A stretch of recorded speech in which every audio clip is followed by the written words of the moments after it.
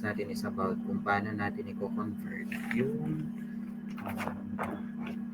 ating mga phasors or yung ating mga wave, particularly sine and cosine, into its equivalent. So, one way nga is to use the double angle identity, which we have discussed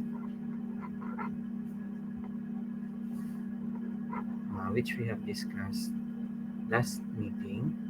Tapos, yan. So, ito yung mga ginamit natin. So, for referencing, so we have, sabi nga natin, kapag ka ang ating direction is on the counterclockwise. Yan. So, this will be positive, and for the clockwise, that is negative. Tandaan pa? Okay. So, yan.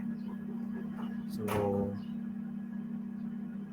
aside from doon sa ginawa natin, so say for example, yan, yung ano natin. So, the graphical approach may be used to relate and compare sinusoids as an alternative to using the trigonometric identities. So, consider the set of axes shown in figure 3a. So, ito. So, the horizontal axis represent the magnitude of the cosine, which is cosine omega t, while the vertical axis pointing downward is the sine omega t. So, ibig sabihin, yung left side natin, we are going to trace this one. So, ito yung ating magiging negative cosine omega t. And yung taas naman natin is negative sine omega t. So, angles measured positively counterclockwise from the horizontal. Yan, as reference natin dito. Yan, so, counterclockwise daw, so positive. Kagaya nga nung sinabi natin kanina. And kapag counterclockwise naman, is yung kabaliktaran. Yan. So, graphical techniques can be used to relate the two sinusoids. For example, if we are going to use figure 3a, yan.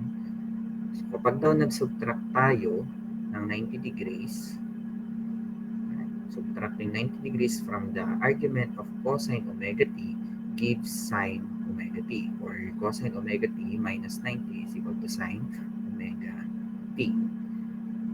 So, dito yon. So, ito. So, since ang ating magiging reference na is si sine, yan, kasi dun siya papunta. Yan. So, di ba, paparto siya si sine. Yung cosine, dadalhin natin papuntang sine. So, ang reference natin is sine. So, from cosine papuntang sine, yan. So, that is a clockwise direction. So, di ba, pag clockwise direction is negative. So, yan. So, magiging cosine omega t minus 90 degrees is equal to sine omega t.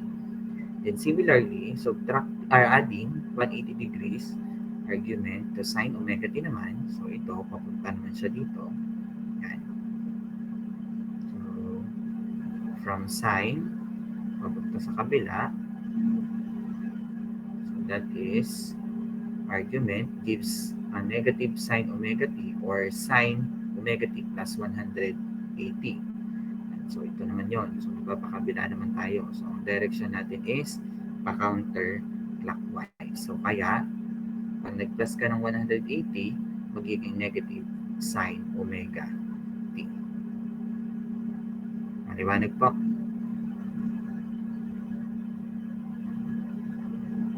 Okay. So, yan. So, paano naman daw kapag halimbawa, we are asked to add or subtract yung ating mga waves. So, two sinusoids of the same frequency. So, kailangan same daw yung kanyang frequency when one is in the form of sine and the other is in the form of cosine. So, to add a cosine omega t and b sine omega t, we note that a is the magnitude of cosine omega t, while b is the magnitude of sine omega t. So, the magnitude and argument of the resultant sinusoid in cosine form, yan. So, kapag nag-add daw tayo ng cosine at saka ng sine, ang magiging resultant daw natin is in the form of a cosine wave, yan. obtained from the triangle. So mamaya papakita natin yung triangle.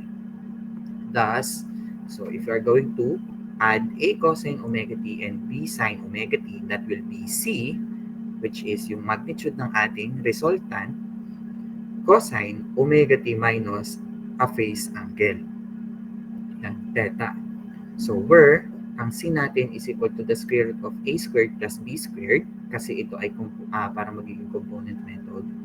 Yan, so magiging triangle. So kung halimbawa, di ba, A cosine, so di ay andito yun, A cosine, this is A cosine omega t, then si B sine omega t ay ito, this is B sine omega t, tapos ito yun. So, ito yung magiging resultant natin. And so, this is A, this is B. Baliktad pala. So, yan. So, ito yung magiging natin. Tapos, ang angle natin is ito. Yan. So, since this is on a clockwise direction, so, di ba, negative yun. So, minus ito. So, that is opposite. So, that is B. Tapos, itong ating A. So, para makuha natin yung hypotenuse, yung resultant natin, so gamit lang tayo ng Pythagorean theorem. So, that is the square root of A squared plus B squared. So, yun yung magiging magnitude ng ating resultant. And for theta, that is the inverse tangent of the opposite, which is yung B divided by A. So, yan po yung ating magiging angle. Maliwanag po.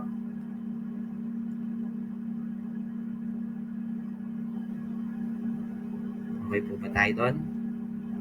Kapag sine at cosine ang i-add.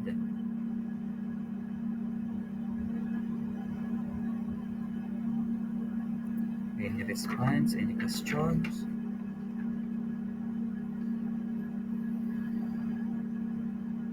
Okay. So yan. Halimbawa, if you're going to add 3 cosine omega t and negative 4 sine omega t, so ano yung mangyayari dyan? So, iti-take note natin that one is in the form of a cosine and one is in the form of sine. So, kung i-graph natin siya, yan. So, kung i-graph natin yan, so this is 3 cosine omega t. So, let's say 1, 2, 3. So, nandito siya. So, ito yung ating 3 cosine omega t. Then, kung mapapansin natin, this is a negative sign. So, di ba, ang positive sign natin ay nandito sa baba. So, this is positive sign omega t. Meaning, nasa taas ito ngayon. So, this is 1, 2, 3, 4. So, nandito siya. So, this is negative 4 sine omega t. Nakuha? Nakuha po ba? Yan. So, ang medyo nakakalito lang dito is that, di ba parang nabaliktad, kung mapapansin nyo. Kasi sa normal natin na setup, ang ginagamit natin is nasa baba ang mga value. Nandito sa kaliwa yung negative, tapos nasa baba yung negative din. Diga? So, nandito sa quadrant na to, yan, ito yung mga negative sign. Tapos dito sa baba yung negative. Dito na baliktad. So, kung pwede namang, halimbawa, ang gawin natin is, gawin natin yung, yung conventional. So, ano mangyayari doon? So, kapag conventional ang ginawa natin dyan, yan. So, ang magiging notation natin ngayon is that, nandito ngayon yung sine omega t natin, tapos nasa taas ngayon yung ating cosine omega t. So, nandito yung negative sine omega t natin, tapos nandito yung negative cosine omega t. Yan. Para lang hindi na tayo malito. Yan. So, with reference to our given, so this is 3 cosine omega t. So, this is 1, 2, 3. is our 3 cosine omega 3. T. So, nandito siya. Tapos, ito naman yung ating sine. So, negative 4. This is 1, 2, 3, negative 4. Negative 4. So, nandito yung ating negative. Ibahin natin ang kulay para kita. Yan. So, since ang resultant natin is ito, so ititrace lang natin yung pinag-crossan ng dalawa. Yan. So, in this case, dito siya nag-cross. So, ito yung ating resultant. Yan. So, ano ngayon ang magiging value nito? So, ang magiging value niyan is that if we're going to compute yung value ng C, that is the square root of, yan. So, ano yung A natin? So, itong A natin, itong ating B. So, that is 3 squared plus negative 4 squared. So, what is the value of our C? May compute nga.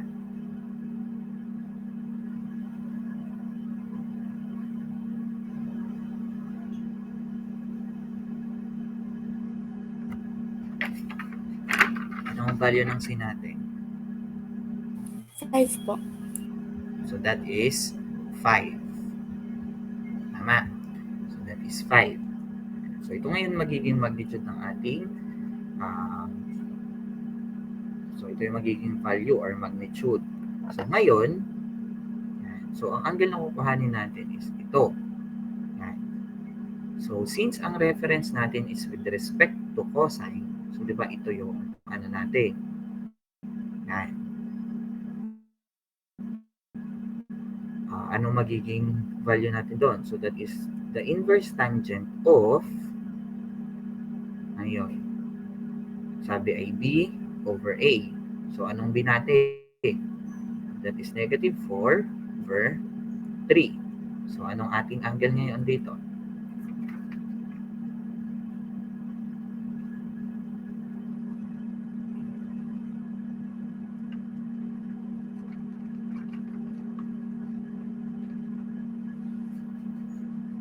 So, what is the inverse tangent of negative 4 over 3?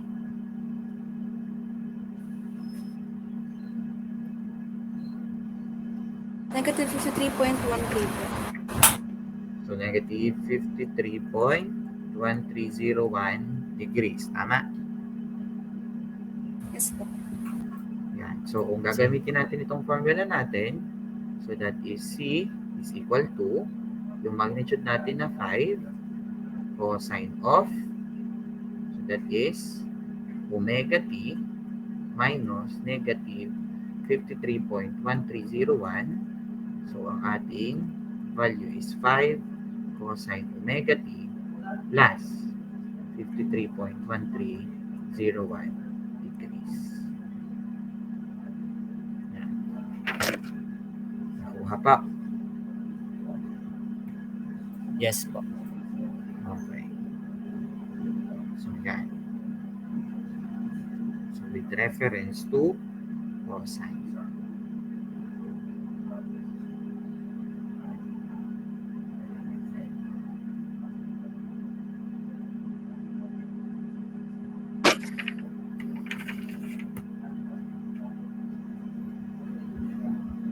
Okay. Any question?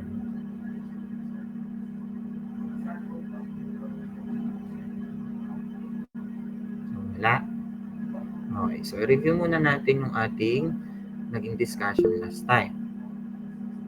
Okay. So, for example, number 2. So, given that the sinusoid 30 sine 4 pi t minus 45 degrees, calculate the amplitude, the phase, the angular frequency, the period, and the frequency. Yan. So, we are given a sinusoid yan, na 30 sine 4 pi t minus 45 degrees. So, in this case, what is the amplitude? So, ano daw yung amplitude natin? Sige nga. Ano ba pag sinabi natin amplitude?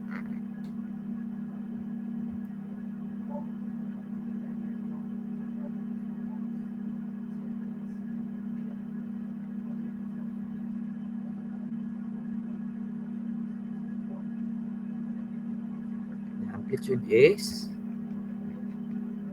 so ano yung amplitude natin? Ano yung definition natin last time ng amplitude?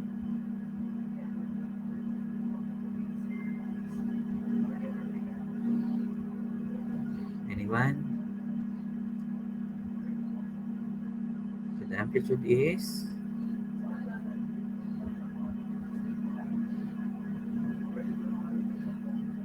wala. Ano yan?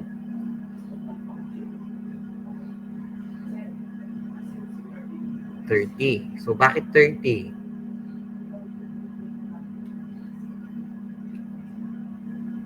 So if we look on the sinusoid, so yung number which is either positive or negative, yan, which appears first, yan, dito, is the maximum value na mag-o-occur dun sa ating wave. So, in this case, 30 ang ating amplitude. Yan. So, 30. Ako nga pa. Okay. Then, how about the phase? So, ano daw yung phase natin? So, ang phase natin is itong angle na nandito. Yan. So, that is the phase angle natin. So, kung i-graph natin siya, yan. So, considering na ito na yung ating sine, omega t, yan. So, ang angle daw is negative 45. Yan. So, kung negative 45 yan, ibig sabihin, pasan ang ikot natin kung negative yung angle. Clockwise po. Okay, so clockwise. So, ibig sabihin, kukuha tayo ng 45 degrees dito, pababa. Tama? So, ito yung ating 45 degrees. Or negative 45 for this matter. Kasi,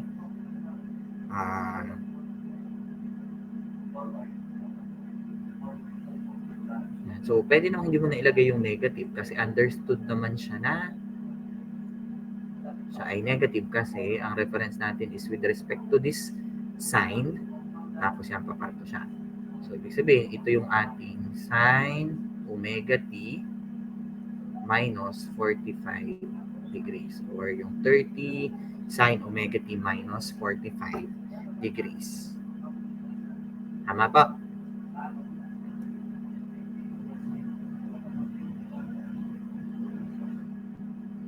Yan. Okay. So, ano daw ngayon yung phase natin? So, the phase is itong angle na ito. Ito yung ating phase angle.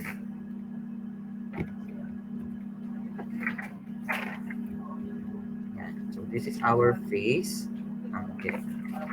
So, therefore, so ang phase natin is, so that is negative 45 degrees. Then, so what is the angular frequency naman? So, angular frequency. So, pag sinabi natin angular frequency,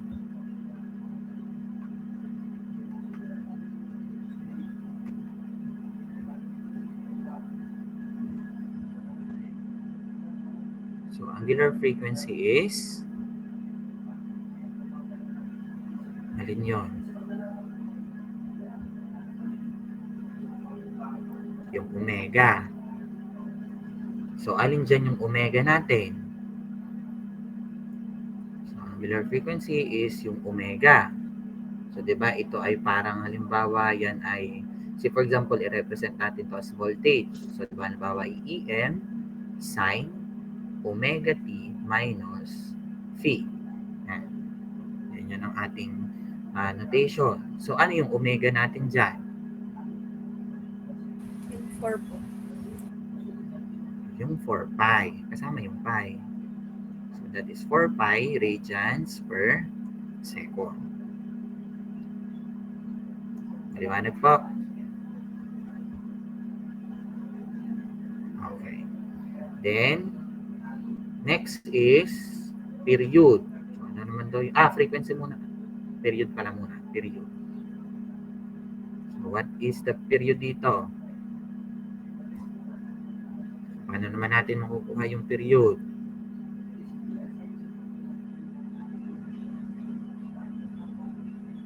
Yan. So, ang period natin from our formula is 2 pi over omega. Yan. So, in this case, that is 2 pi divided by 4 pi. So, ang period natin dito is equivalent to 1/2 po. or 0.5 seconds or second, 0.5 second.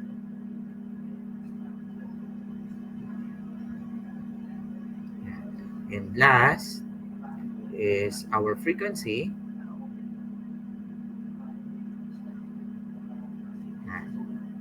So, ang frequency natin, so omega is equal to 2 pi multiplied by f. Therefore, ang f natin is omega over 2 pi. So, that is, ano yung omega natin kanina? So, 4 pi divided by 2 pi. So, which will give us the frequency of, so, anong frequency natin? 2 po. Okay. So, cancel yung pi. 4 divided by 2 is 2. So, that is 2 hertz. Nakuha pa.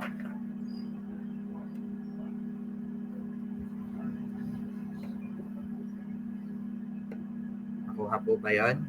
Paano tingnan yung ating mga Yes po. values sa sinusoid? Yan. So, kapag hinanap sa inyo or halimbawa tinanong yung mga values na yan, so, yan, ganun lang natin siya i-compute. Okay. Now, so halimbawa, tinatanong sa atin, calculate the phase angle between voltage 1, which is negative 10 cosine omega t plus 50, and V2, which is 12 sine omega t minus 10, and state which sinusoid is leading. Yan. So, paano naman daw itong isang ito? So, if you will notice, yung V1 natin is in the form of cosine, tapos negative yung kanyang amplitude. While itong kabila naman is in the form of sine and has a positive amplitude naman. So, ang una natin pwedeng gawin is kailangan common muna.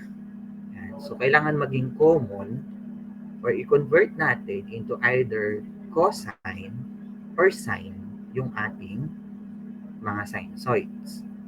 Yan. So, paano natin gagawin yun? So, say for example, i-convert muna natin itong dalawang ito into a positive cosine. Yan. So, ito yung una natin method. So, method A.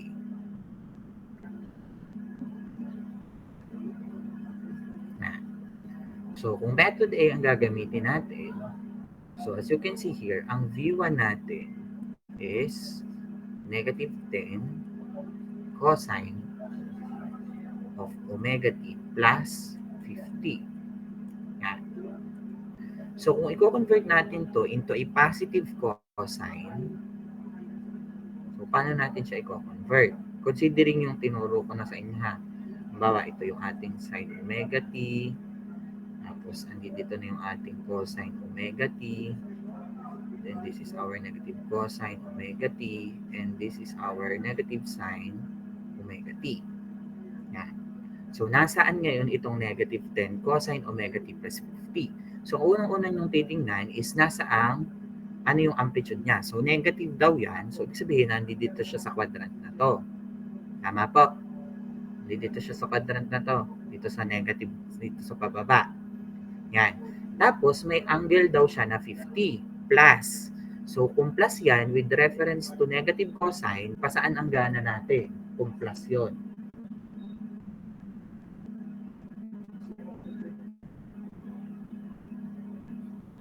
with reference to negative cosine ha.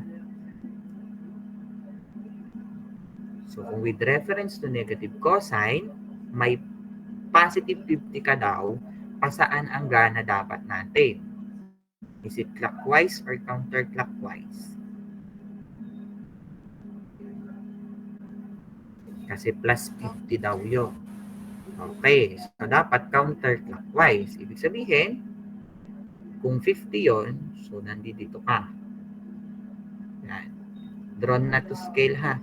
Yan. So, ibig sabihin, ito yung 50. Yan. Ito yung 50 ko.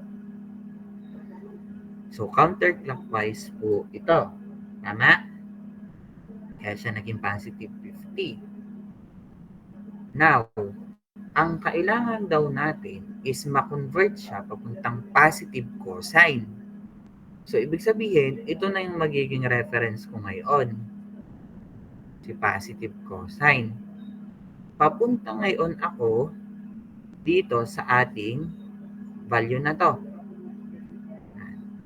So, ibig sabihin, paparating na ako ngayon. So, with respect to positive cosine, ano na yung magiging value ng V1 natin? So, since nasa positive cosine ka na, magiging 10 na yon. Tapos cosine, omega t, ang problema natin ngayon, ano ngayon itong angle na to? Yan. So, ano yung angle na yun ngayon?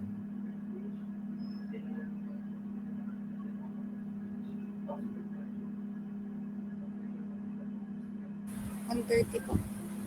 130. 130, is it positive or negative?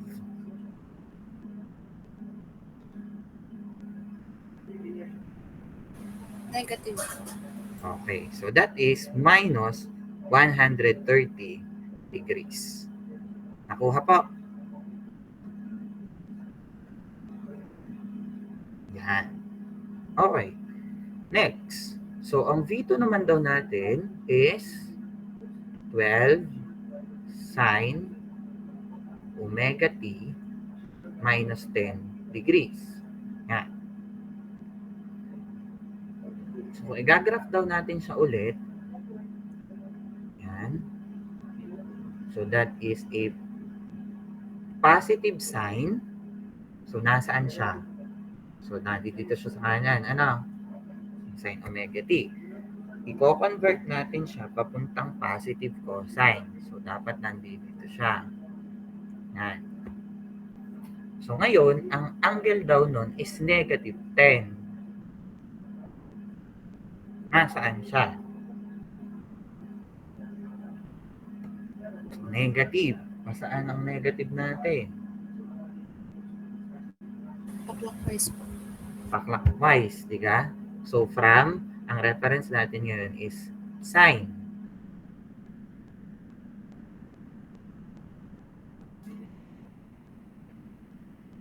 So, bali pa saan ang punta natin ngayon? Pataas o pababa? Pababa po. Okay. So, dapat dito siya. So, draw na to scale ulit. Yan. So, ito yung ating angle. So, that is 10 degrees. Yan. Now, papunta ako ngayon kay cosine. Yan. So, kung cosine na yung reference ko ngayon, papunta dun. Sa ating value na yon. So, ano magiging value ng V2 natin?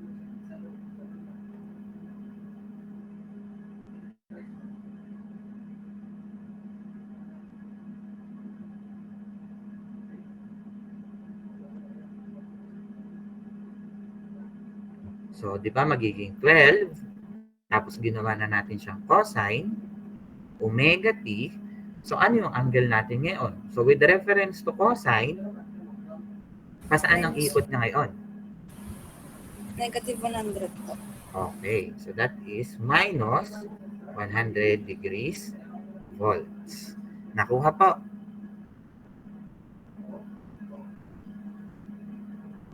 Nakaka-follow ba lahat? Sabihin nyo lang ha pag hindi para ulitin natin ang paliwanag.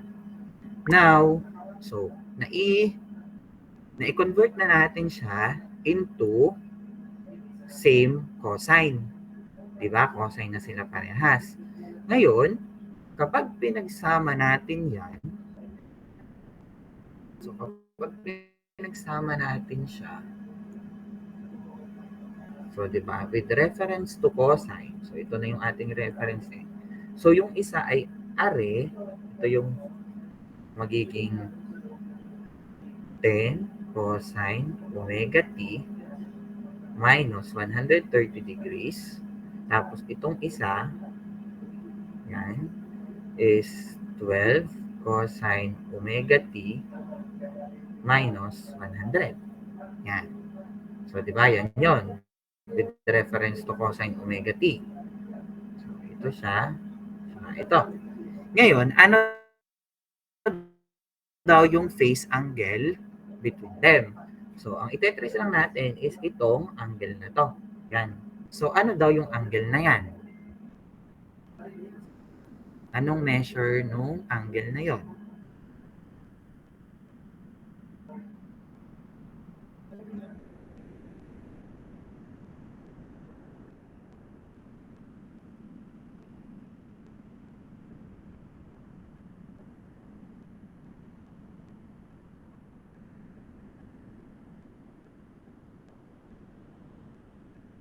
So, yung angle. Anong angle na yon? Ano yung difference natin?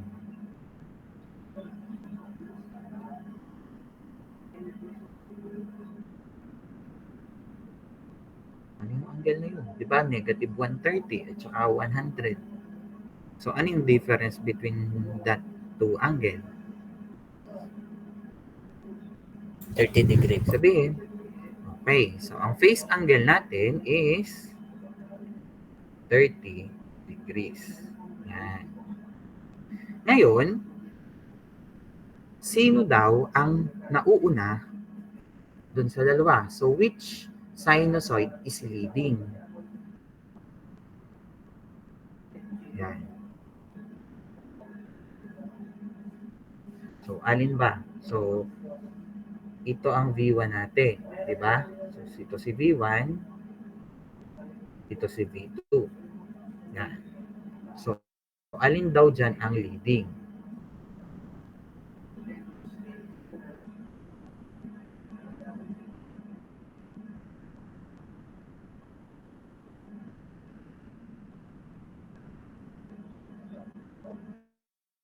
Vito Boga.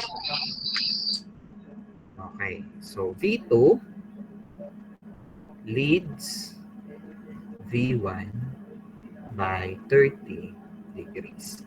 Yan. So, nauna daw si V2 yan, kay V1 by 30 degrees. Yan. Kung ang magiging reference natin is itong part na to. Yan. So, si sin omega t, yan. Ito, tapos U. Di ba? Mas nag mas nauna si V2. Kasi di ba pag counterclockwise, ang ating angle is positive. So, ibig sabihin, mas nauna pa si V2 ng 30 degrees kaysa kay V1. Yan. So, kaya V2 leads V1 by 30 degrees. So, kaya naman, kung babalik rin naman natin, V1 lags. Yan. So, lags. Ibig sabihin, naleleft behind si V1 ng 30 degrees kay V2. Maliwanag pa. Yan. So, dalawa kasi ang pwedeng maging statement doon. Either V2 leads V1 by 30 degrees or V1 lags V2 by 30 degrees. Any questions?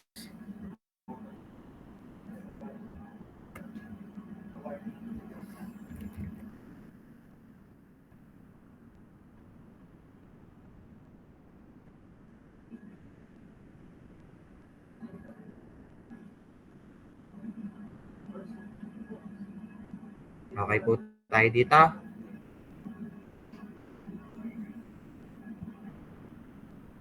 Sige. I-try nyo nga daw to. Yan. Try nyo muna rin isang example.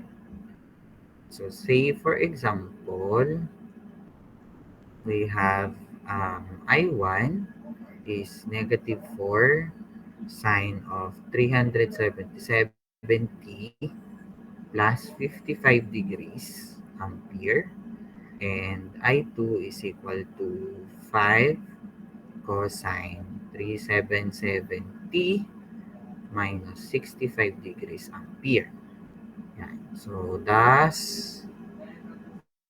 I1 lead or lag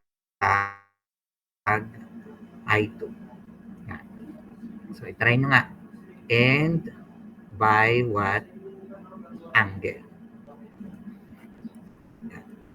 So, tingnan daw natin kung si I1 daw ba ay nagli-lead or naglalag kay I2 by what angle. Sige nga, itry nyo ha. Pwedeng itry. Kaya na to. Itry nyo lang para ano. Tingnan natin kung naiintindihan. Okay, I will give you 10 minutes to to try. So balik tayo by 9. Siguro mga 9:35 na. Okay? May po tayo doon.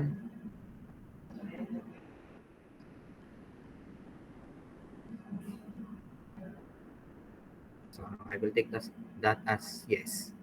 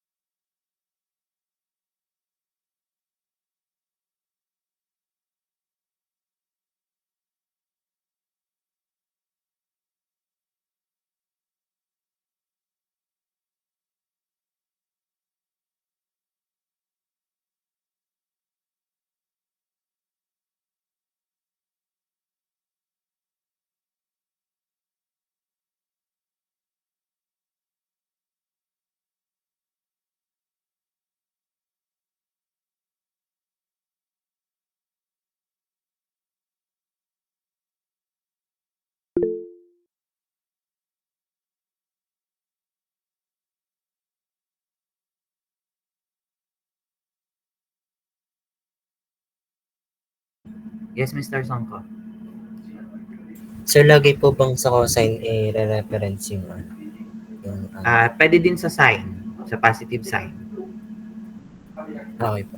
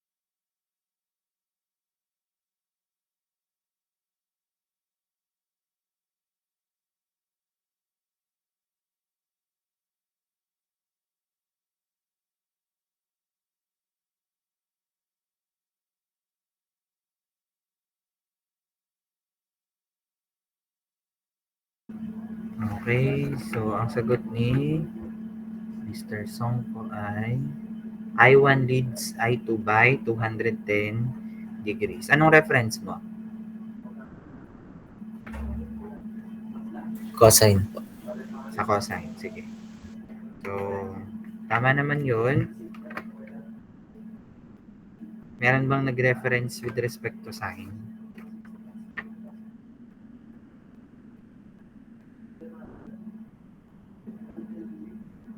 Mr. Songko, pwedeng mong i-share ang iyong solution.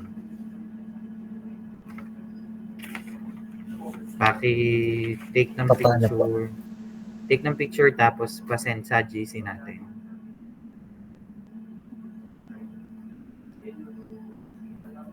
Para Sir, lang wait lang. para lang ma-view ng mga kaklase mo.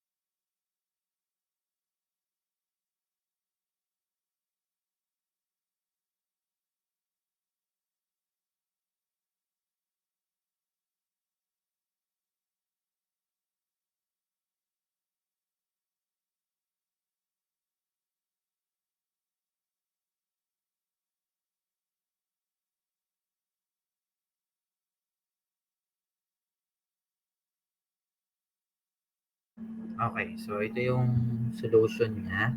So, can you please explain, Mr. Songko, kung anong ginawa mo dito? Bale po tinry ko po pares nung una ng cosine.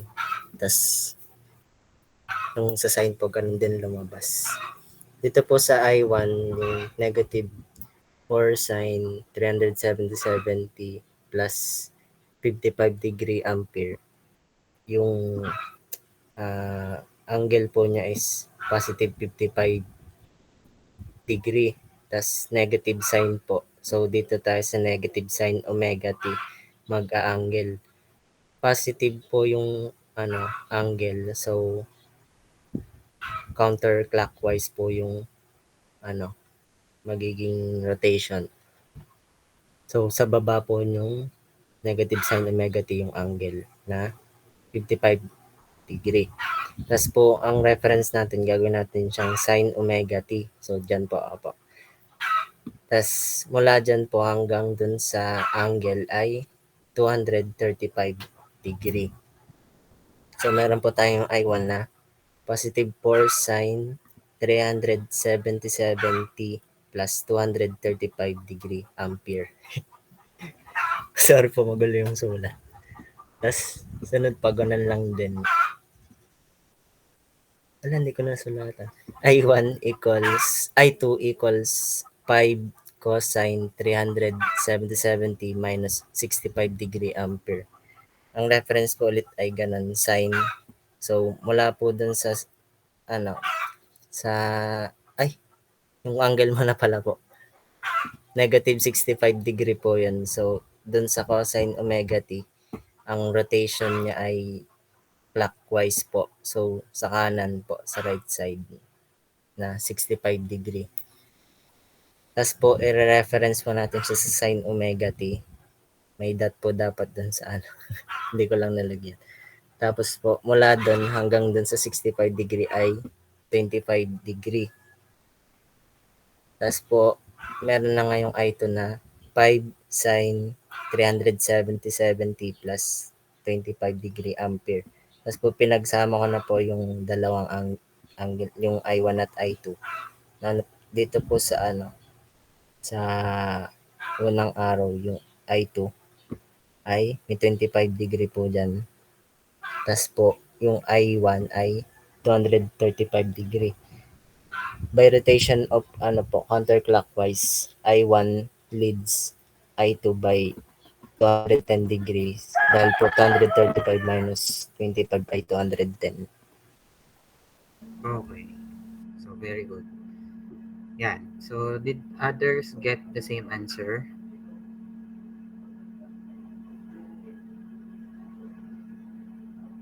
Yan. So, kung dito, ang reference natin ay si I2. Kasi ang tinatanong natin is si I1. So, ano bang ginawa ni I1 kay I2? So, ibig sabihin, if we are going to follow yung ating counterclockwise direction, so leading si I1 ng 210 degrees with respect to I2. Maliwanag po.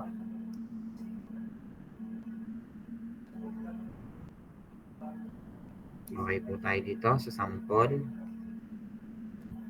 Yan. So, you can either represent yung ating sinusoids in a form of cosine or sine. So, kung mapapansin nyo, yung unang ginawa natin, yung una ko naging example ay nirepresent natin siya in a form of cosine. Tapos, itong naging solution naman ni Mr. Songko is in terms naman siya ng sine. But, either way naman, kapag inirepresent na natin siya in a form of a graph, makikita nyo naman na ganun din yung location niya. Mapa sine or cosine man yung magiging reference natin. Maliwanag po.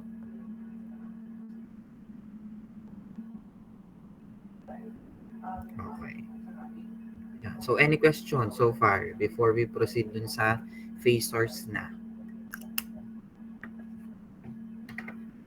May tanong po tayo with respect dito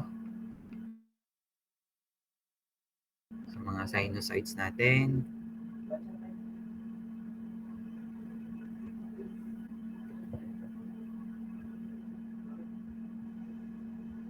Okay, so kung wala, so let's proceed to the next topic. So yung next topic natin is about phasors. So sinusoids are easily expressed in terms of phasors, which are more convenient to work with than sine and cosine function. So pag sinabi nating phasor, a phasor is a complex number that represents the amplitude and the phase of a sinusoid. And so ibig sabihin, di ba, sabi nga natin, ang amplitude, that is the maximum value, can either be a positive or a negative, and the phase, which is yung angle natin dun sa ating sinusoid. So phasors provide a simple means of analyzing linear circuits excited by sinusoidal sources. So solutions of such circuits would be intractable otherwise. So the notion in solving AC circuits using phasors was first introduced by Charles Steinmetz in 1893. And before we completely define phasors and apply them to circuit analysis, we need to thoroughly be familiar with complex number. And so kaya tinanong ko kayo last time kung kayo ay naka-enroll na sa advanced math. Tapos, as you said, hindi pa pala kayo nakakapag-take ng admat. Ano?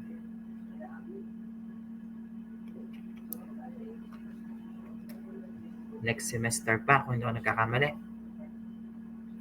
Yung advanced math. Yan. So, before kasi dapat talaga kuhanin yung AC circuits, you have to have a background about complex number. Yan. Kasi hindi kagaya nung unang diniscuss sa inyo, nung si Ma'am Esmas pa ang inyong instructor na DC yung pinag-uusapan natin or direct current. Yan. Kung mapapansin nyo, mostly resistors lamang at saka independent sources yung given dun sa atin. Diba? So, wala tayong nagiging problema. Ngayon, kapag in-introduce sa inyo yung AC circuits na or the alternating current circuits, magkakaroon na ngayon ng additional na mga elements diyan. Bakit? Kasi ngayon, hindi na lang basta-bastang resistors ang involved. So, may madadagdag na ngayon dyan. So, ano yung madadagdag? Madadagdagan tayo ngayon ng inductors at capacitors. Yan. And itong dalawang to, yan, yung mga elements na yan, so may effect yan dun sa magiging computations natin later on. So doon ngayon papasok yung tinatawag natin sa complex number. So mamaya natin pagtuunan ng pansin yung inductors and capacitors natin. Dito muna tayo sa complex number. So a complex number Z can be written in rectangular form such that Z is equal to X plus JY. So plus or minus JY yan. Depende na lang kung ano yung ano natin dyan. Yung ang tawag dito, yung ating given. So where J is expressed as negative 1. So minsan, yung J din natin ay isinusulat as I. Yan. So sa calculator nyo, do you have your calculators? May calculator kayo sa inyo, katabi. Okay. So yan. Share ko lang yung entire screen ko para makita nyo yung calculator. Yan. So ito yung, if you're going to use this calculator, ano ko lang muna siya ng ayos. Yan. So merong mode ang calculator natin in which we can use complex number such as itong mga to. Yan. So kung mapapansin nyo, meron tayo ditong I. So nasan yung I? Hanapin nyo yung I. So andi dito yan sa ENG. Nari. Yan. Pero hindi mo siya magagamit unless ang calculator mode mo ay naka-complex. So, paano mapalit ng mode ng calculator? So, lagay mo lang dito is yung mode or setup. Yan. Tapos, hanapin mo yung complex. So, in this case, sa calculator na to, yun ay nasa number 2. So, i-press mo lang yung 2. Yan. So, naka-complex na yan. So, kapag pinindot natin yung I, yan. So, lalabas na siya, yung ENG. Pag pinindot natin yung ENG, yan. So, ito ngayon yung lalabas. Yan. So, ibig sabihin, yung I na yan is also the same as J. Yan. Which is the square root of negative 1. Kapag kasi in-input mo yung square root of negative 1 sa calculator natin, yan. Kapag naka-complex mode ang calculator, ang ilalabas niya ay I. But, kapag naka-normal mode ang calculator natin, i-input mo ang square root of negative 1, you will get math error. Yan. So, kasi nga, yung square root of negative 1 is an indication that the number is already in complex form. Maliwanag po yun. Yes po. Okay. So ngayon, kung titingnan natin yung ating form, yung rectangular form, muna natin ito ha. Yan, yung rectangular form natin. So as you can see, meron tayo dito Z, yan, which is the complex number itself. Then we have X and Y. Yan. So ano yung X natin? So yung X dyan is the real part of our complex number. So real part. So X daw is the real part, while Y is the imaginary part of Z. So in this context, the variables X and Y do not represent a location as in two-dimensional vector analysis, but rather the real and imaginary part of Z in a complex plane. Nevertheless, we note that there are some resemblances between manipulating complex number and manipulating two-dimensional vectors. Yan ha, so hindi po yun vector. So, ibig sabihin, ito lang ay yung location or representation ng imaginary at saka ng real part ng ating complex number. So, the complex number Z can also be written in a polar form or exponential form expressed as Z is equal to R bar angle theta or equal to R e raised to J theta or the phi, where R is the magnitude of Z and phi is the phase of Z.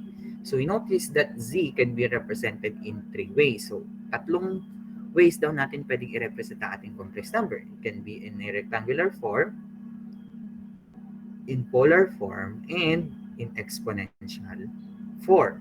So paano daw natin gagawin yung ating ito, yan, yung ating rectangular form papuntang polar at saka exponential. So the relationship between the rectangular form and the polar form is shown in figure 4. So saan yung figure 4 natin? Ayan, nawala yung figure 4. So ako na lang magre-represent. Yan. So where X represents the real part and Y represents the imaginary part. So paano yun? So halimbawa, kung given tayo ng ating so itong tinatawag na Argand diagram.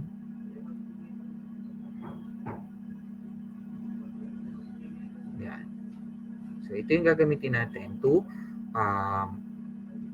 para makita natin or ma-represent natin yung ating complex number. So itong axis na to represents the real part, which is X, and ito naman represents our Y. So positive and negative lang yan. So wala naman yung pinag-iba.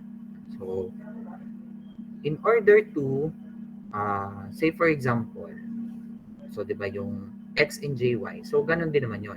So bawa itong X natin, this is your X, tapos this is your Y. So yung point of intersection nilang dalawa, so parang yung ginawa lang din natin kanina. So ito lang din yun. Yan. So ito ngayon yung ating R. Yan. So given that, yan, ito yung Y at ito yung X natin, this is your angle phi, paano natin kukuhanin ngayon si R? So si R, since siya ay hypotenuse of a right triangle, and that can be R na malaki or R na maliit, ha, same lang yon. So, since R na maliit yung ating ginamit din, edi R na maliit din ang gamitin natin dito. Din para lang hindi tayo magkalituhan. Yeah. So, this is your resultant. So, that is x squared plus y squared. Then, for our angle, that is the inverse tangent of y over x. So, yan. So, ganun din. Parang yung kanina lang din naman na ginamit natin dun sa pagre-represent natin ng yung addition. Pero nga lang, ito, yan, hindi na siya in terms of cosine and sine. Ano? Yan. So, ganito lang yung gagamitin natin. So, ibig sabihin, kapag ginamit na natin yon, yan, so pwede na natin siya i-represent dito as ito. So, yung R na yon, tapos bar angle, ang tawag dun is bar angle ha, ang pagbasa sa kanya. So, that is R bar angle phi. Or phi natin dito, kapag polar form, ang angle mo should be in degrees. Yan. Tapos, ito naman, Z is equal to RE raised to J theta. Yan ay RE raised to J phi. Yan. Is in exponential form. Ang angle naman dito should be in radians. Yan. So, ibig sabihin, yung nakuha nating degrees na angle dito, i-convert mo lang papuntang radian. So, paano ba tayo nagko-convert ng degrees to radian?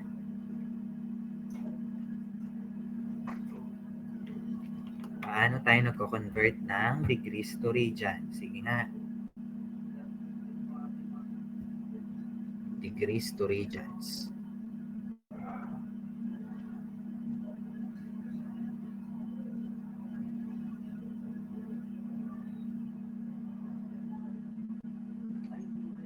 Anyone? May idea kung paano tayo magko-convert ng degrees to radians? In terms of angle?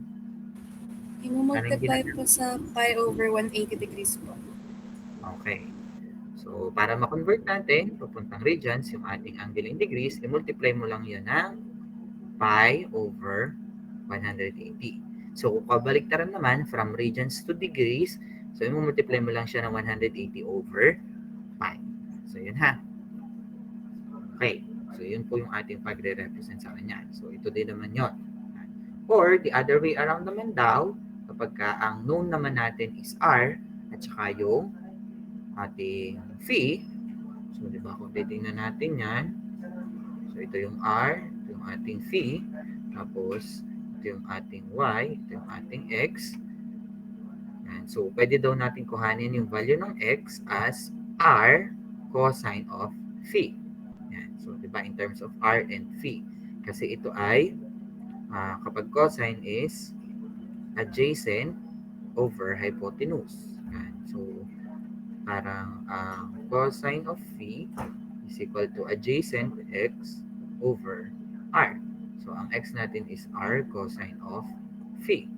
Similarly naman daw, kapag y naman ang ating kukuhanin, so in terms naman of sine phi, that is, sine is opposite, which is y, over hypotenuse, which is r. So, ang y natin naman daw is r sine of phi, which is itong dalawa. Or, pwede din naman daw in terms ng ganito, yung r cosine imaginary sine. Or, pwede din niyang r CJS. Yan. So, that is cosine imaginary sine. Yan. Ito din yun. Ito din ang lalabas doon. So, yung r multiplied by the quantity of cosine phi plus j sine of phi. Pagka in-input mo yan sa calculator, ang lalabas dyan ay ito. Yan. Maliwanag po.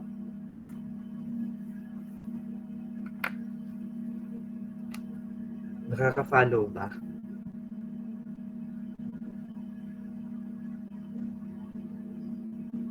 Naiintindihan po. Hello. Yan. So yan. Now, we have addition and subtraction of complex number are better performed in rectangular form, while multiplication and division are better done in polar form. So given that a complex number is z is equal to x plus j, y is equal to r bar angle phi, Say for example, your z1 is equal to x1 plus jy1 is equal to r1 bar angle phi1, and z2 is equal to x2 plus jy2 is equal to r2 bar angle phi2. The following operations are important. And so kapag ka mag-a-add tayo ng two complex number, say for example z1 and z2, yan, yung real to real at saka imaginary to imaginary lang yan. So pagkasamahin lang natin yung real part saka yung imaginary part. Same as dun sa subtraction. Yan. Then for multiplication naman, kapag multiply daw natin yung dalawang complex number, mas maganda na siya in naka-polar form.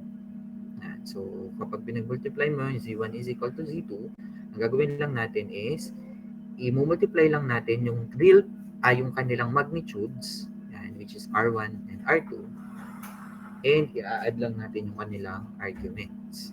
Yan. So, P1 plus P2. Then, sa division naman, if Z1 divided by Z2, so that is R1 divided by R2, bar angle. So, pagma-minus naman natin. So, P1 minus P2. May kadugtong na ulit. Tagtog. Okay? So, yan yung mga fundamental operations natin. So, pag square root, yan. So, square root ng z is equal to, i-square root lang daw natin yung kanyang magnitude, yung r. Tapos, sa angle, di-divide lang daw natin siya ng 2 kapag square root. Then, kapag conjugate naman, yan, can be represented as yung asterisk, pwede din naman na bar, or pwede rin, yan, yung conj. Yan. So, pag sinabi natin conjugate, so, if you are given, halimbawa, x plus jy, kapag kinuha natin yung conjugate niyan, so, magiging x minus jy lang. Tapos kung dyan naman ay r bar angle theta, pag kinuha mo ang conjugate niyan, that is r bar angle negative of theta. So, ibig sabihin, ang mababago lang sa kanya is yung sign of ito, yan. So, kung positive array, pag kinonjugate mo yan, magiging negative yan. So, kung igagraph natin yon, so halimbawa, ito yung x plus jy natin, parang magiging reflected lang siya. So, ito yung magiging x minus jy. Magiging reflection lang yun. Pag conjugate. Maliwanag po.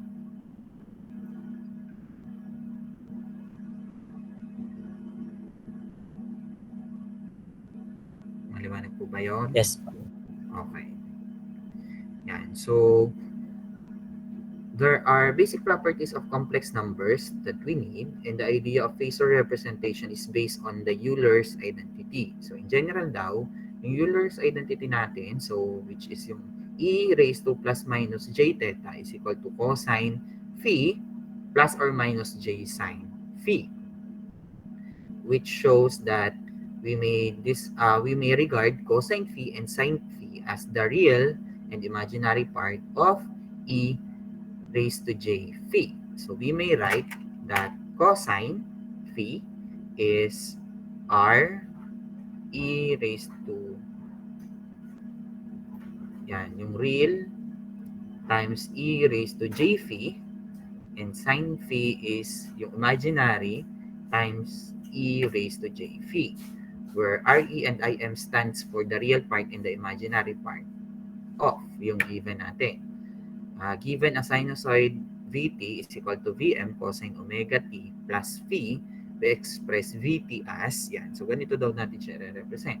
So, yung Vt, which is Vm cosine omega t plus phi, is Re, yan. So, yung real part times Vm e raised to j omega t plus phi.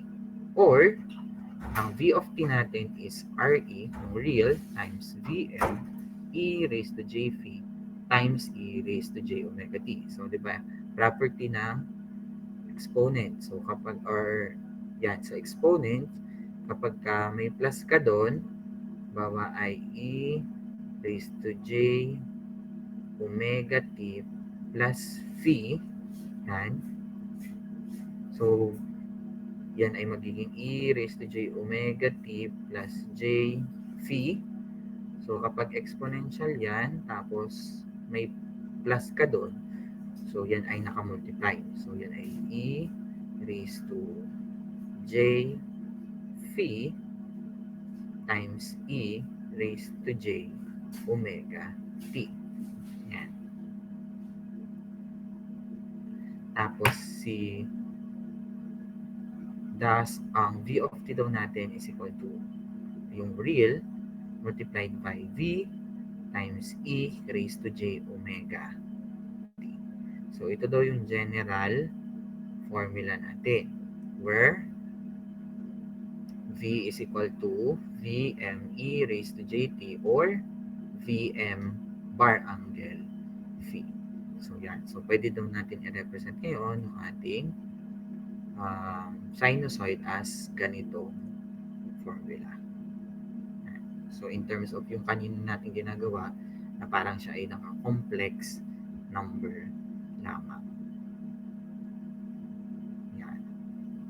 So, V is thus the phasor representation of the sinusoid Vt as we said earlier. So, in other words, a phasor is a complex representation of the magnitude and the phase of a sinusoid. Then, one way of looking is to consider that the plot of a sinor, Vej omega t and Vmej e raised to j omega t plus phi on the complex plane. So, yan. So, makikita natin ganito yung kanyang representation. And so, kapag rotating siya, so counterclockwise direction, tapos ito naman yung projection niya sa real axis. So, parang naging ganito yung kanyang, yan. So, cosine function. Yan. Ganito siya. So, therefore, ang V of t natin is yung Vm cosine omega t plus phi ay pwede nating sabihin as Vm bar angle phi. Yan. So, ito yung kanyang time domain. Tapos, ito yung phasor domain representation natin. Okay? So, yan. So, pwede daw natin i-represent ngayon ito. Yan. So, please take note ha, ito ay naka-time domain at ito ay naka-phasor domain. Yan.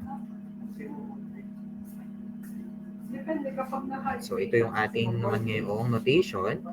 Yan yung phasor diagram natin. Yung Vm bar angle phi and I is equal to Im bar angle negative phi.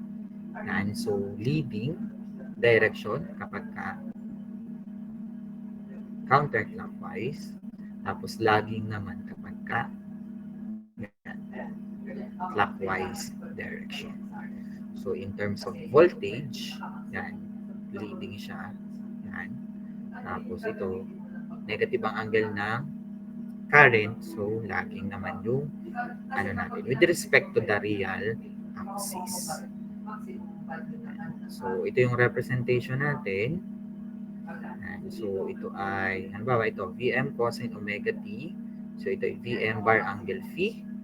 Tapos, ang Vm sine omega t plus phi ay Vm bar angle phi minus 90. So, bakit naging minus 90 yon?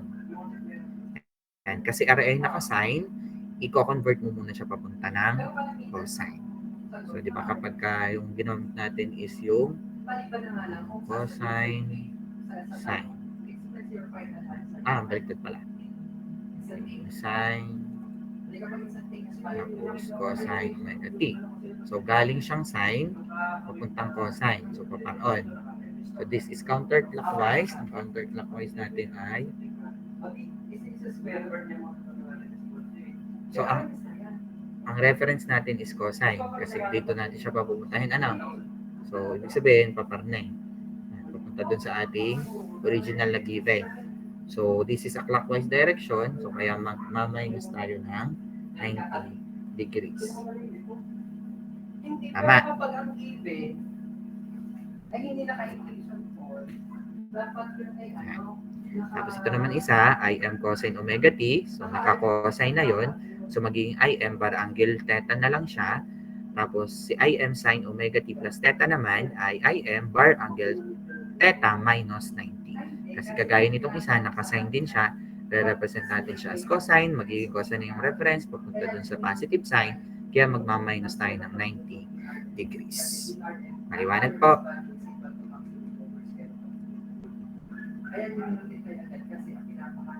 Okay.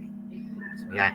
So, maglagay muna tayo ng example with respect to complex number. So, evaluate the following complex number. So, paano daw kapag may given tayo such that 40 bar angle 50 degrees plus 20 yan, bar angle negative 30 degrees raised to 1/2. Yan. So, paano daw ang gagawin natin? Ito.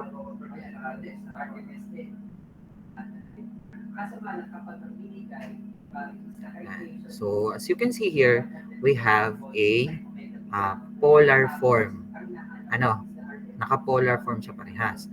So, since ang buong quantity na to ay naka-raise sa 1/2, nakikita nyo ba? Yan, naka-raise ang buong quantity na to, yan, sa 1/2. So, kailangan daw muna natin gawin yung kung ano man itong operation dito. Yan. So, ngayon, anong form ng ating complex number na to? Anong form yan? Naka-bar angle.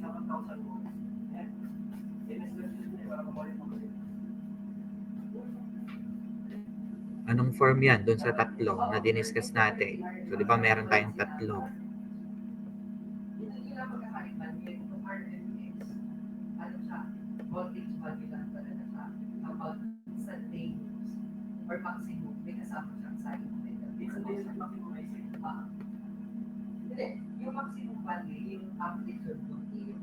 Polar po? Yan. So, naka-polar siya.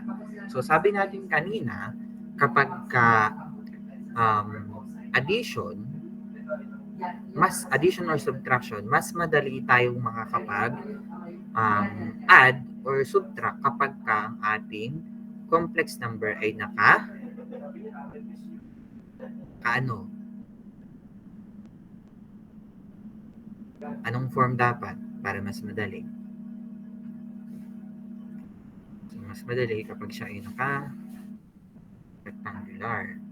So, ngayon, pwede daw natin gawin muna itong rectangular. So, halimbawa, for Z1, ang Z1 natin is 40 bar angle 50 degrees. Yan. So, ibig sabihin, in this case, ang R natin dito is 40 at ang phi natin dito is 50 degrees. Tama?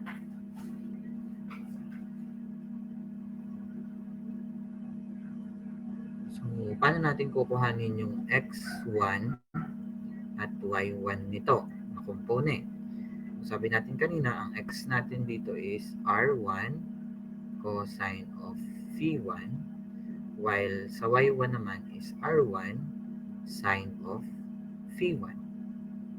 Yan. So, this will be 40 cosine of 50 degrees. Tapos ito naman kabila is 40 sine of 50 degrees.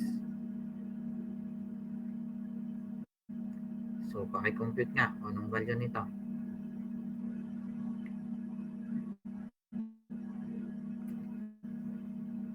Ano yung ating x sub 1 at x at y sub 1?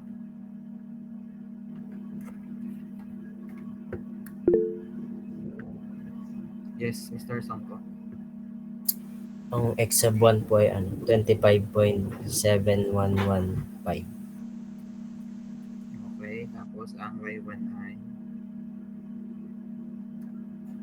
Ang y1 po ay 30.6418.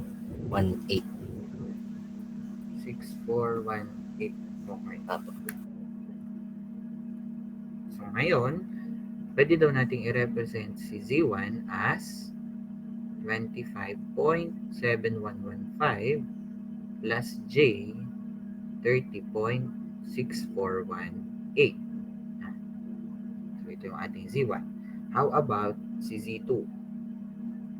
So, Z2 daw natin is 20 bar angle negative 30. So, ang R natin dito is 20 at ang V2 is negative 30. So, ang ating X sub 1 is 20 cosine of negative 30 and Y2 is 20 sine of negative 30.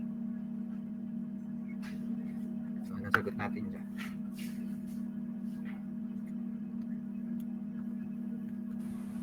Ten square root of 3 or 17.3205. 10 square root of 3 and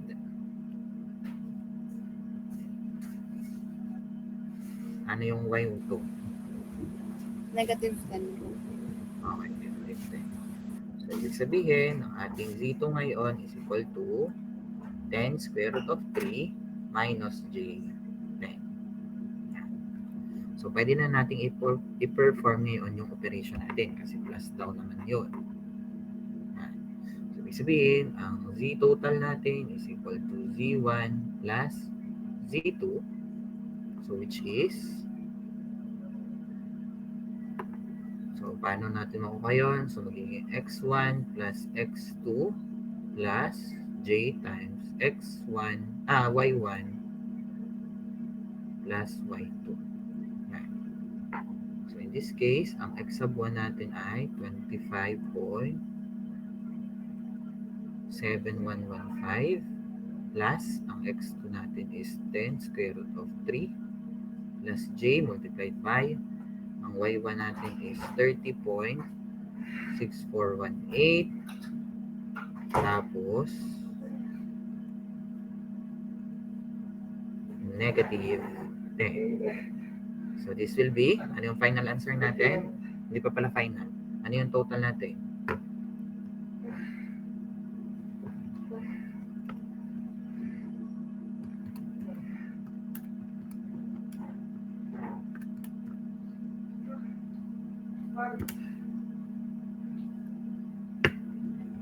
So, that is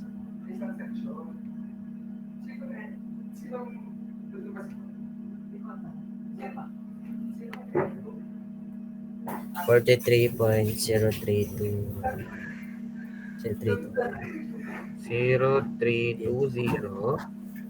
plus, so this is J 20.6418. 6418. Okay. So, ito yung ating Z total. So, ngayon, hindi pa tapos. Kasi kung mapapansin natin dito, meron tayong 1/2. Yan. So, may 1/2 tayo doon. So, ibig sabihin, ang total natin na Z talaga is yung Z total natin raised to 1/2. Or Z is equal to the square root of Z total. So, paano ba tayo mag-i-square root? So, kanina, nung diniscuss natin, yung about sa ating so, kapag kukuha daw tayo ng square root, yan, ang square root of Z is equal to the square root of R bar angle theta divided by 2. So, ngayon, kailangan daw natin ulit i-convert yung ating Z na nakuha papuntang polar. So, paano yun? So, gamitan na lang natin siya ng calculator. So, on your calculator, all you have to do is, yan, yung mode ng calculator, so gawin natin complex. So, mode 2. Mode 2. Nakakasunod? Okay. So, input lang natin yung calculator na, yung sa calculator natin itong value na to. So, that is 43.0320 plus 20.6418J. So, yung J nga natin, i-represent natin as I. So, lagyan natin ng I sa dulo. Yan.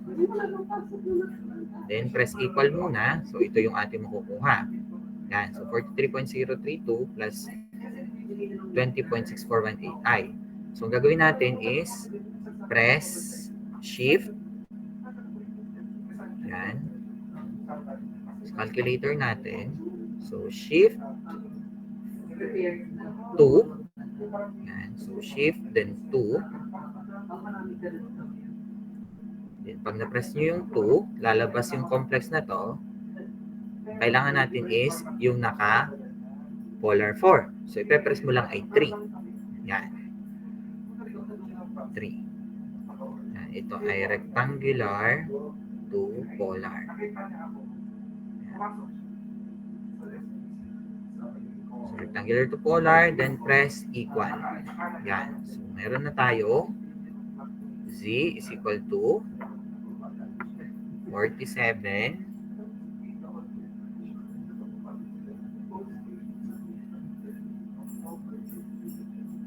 Nakasunod ba? So, 47.7267 bar angle 25.6263 degrees. Ako ha? Okay. Then, i-raise daw natin yan sa 1/2. So, z raised to 1/2 now is equal to, so i-square root daw natin yung 47.7267. Tapos, yung angle daw natin ay i-divide natin by 2. So, what is our final answer?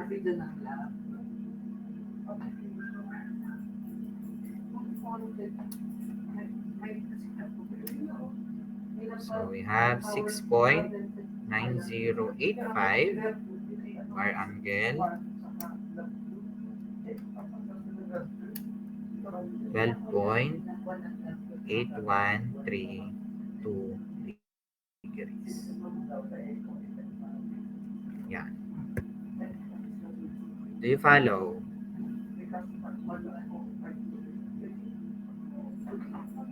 Any questions po?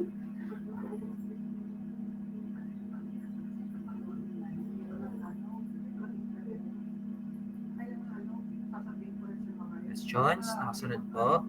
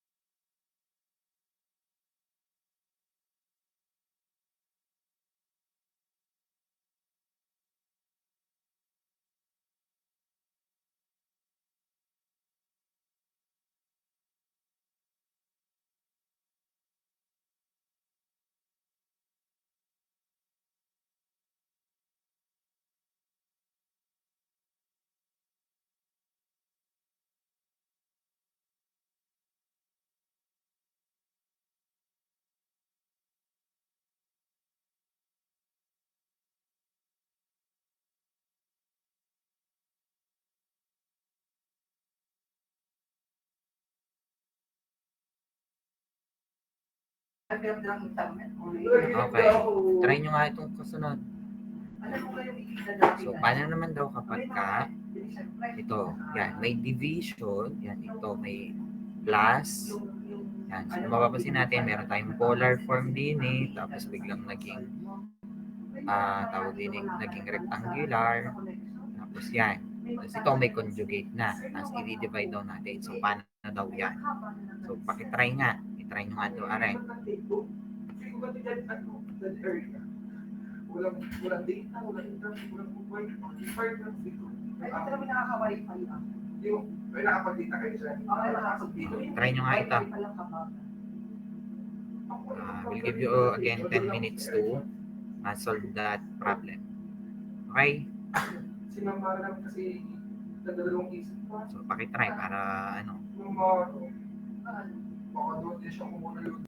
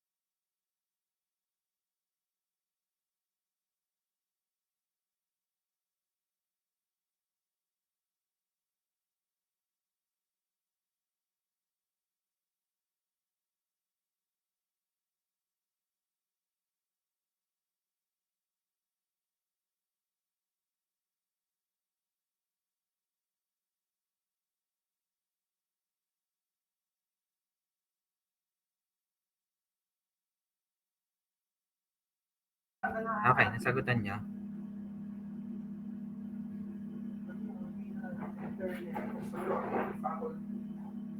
Nasagutan?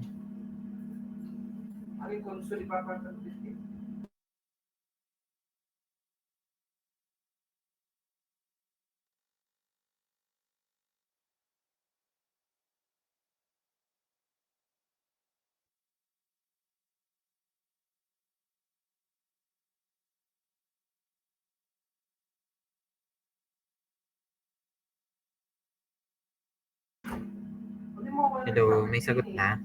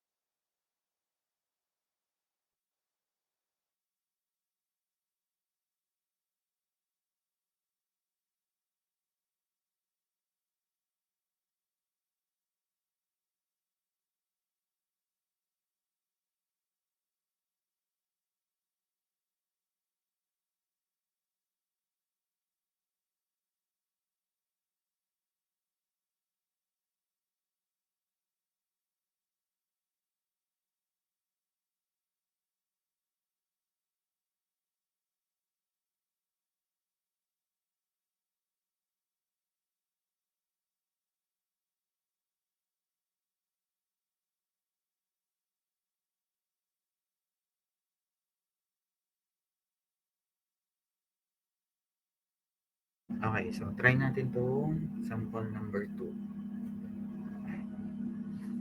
Okay, so dito, so pwede nating gawin is ito, i-diretso na natin siya. So sa calculator nyo, meron naman siyang function. Itinuro ko lang naman sa inyo kung paano mag-convert.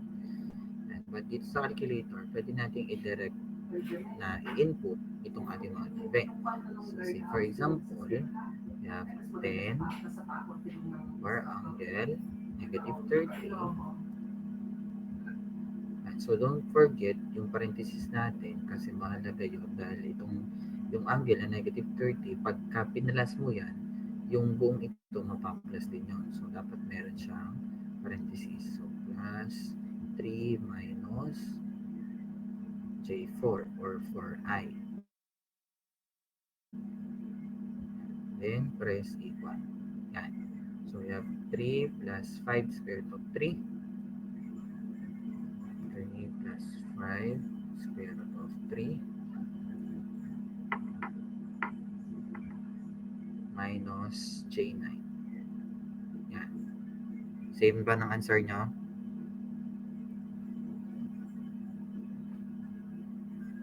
Yes po. Okay. Or, kung yun ay gagawin natin, yan, 11.6602.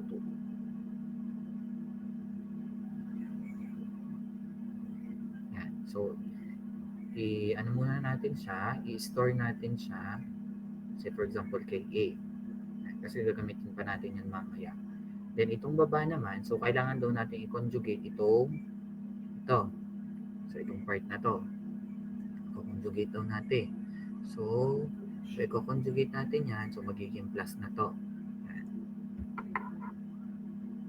So, kapag in-input natin siya sa calculator, magiging 2 plus 4i plus 4i multiplied by 3 plus 5i. So, which is negative 14 plus J22. Yan. Same answer?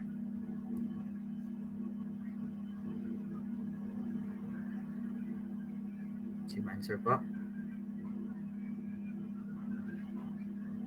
Okay. Then, i-store muna natin siya kay B. Yan. So, ngayon, sabi dun sa ating lecture ay para daw makapag-divide tayo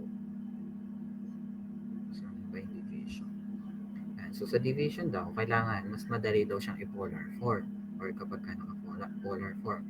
Kasi yun ay magiging R1 over R2 bar angle theta 1 minus theta 2 lang.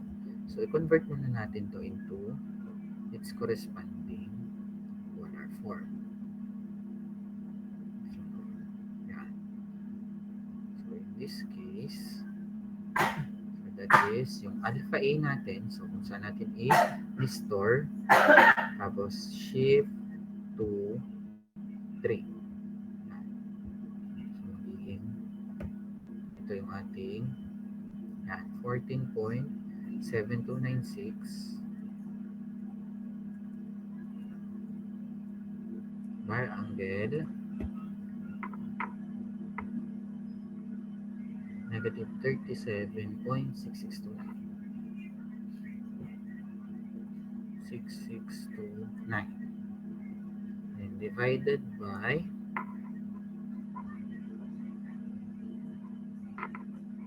so yung B, so alpha B, then shift to 3, so that is 26.0768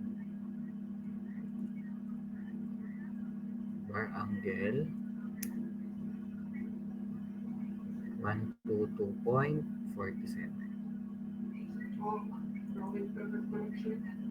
4712. Yan. Tapos, pwede na natin gamitin yung 14.7296 divided by 26.0768 bar angle negative 37.6629 minus 122.4712. So, which will give us the final answer. So, ano yun? So, we have 14.7296 divided by 26.0768, which is 0.5649 bar angle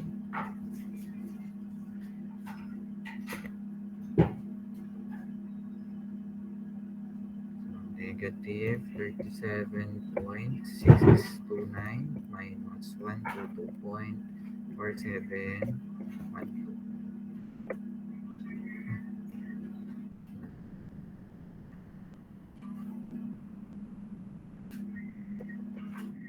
Negative 37.662. So we have negative 160.1341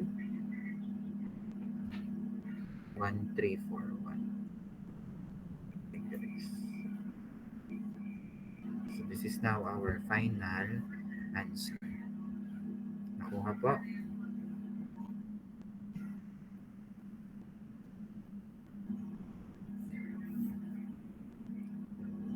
Nuggets po aring letter B na sample.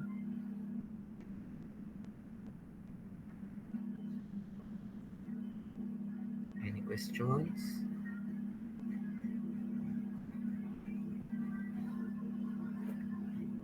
Hello? Alig pa ba ako?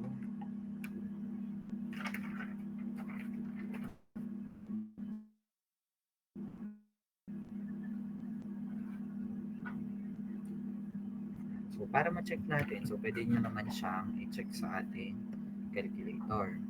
So, i-diretso natin yung given. So, kung i-diretso natin yan, so, halimbawa, it's 10 bar angle negative 30 plus 3 minus J4 all over 2 plus J4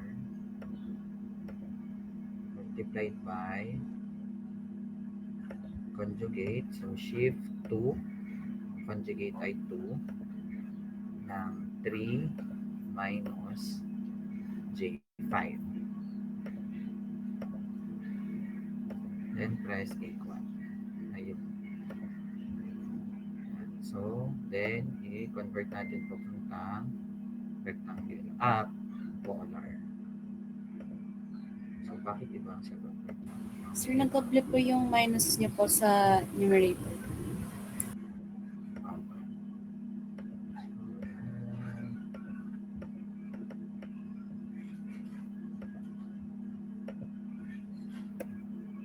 Ayun, nasa taas. So, equals, then shift to 3. Yan. So, meron na konting discrepancy but still, kasi nag-round off na tayo dito sa part na to. So, yan. So, 0.5649 bar angle negative 160.1340 in this case. Okay? Any questions?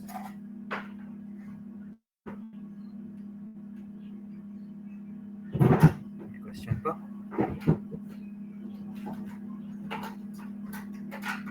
Okay, so kung wala, so yung next topic natin for tomorrow will be about phasors.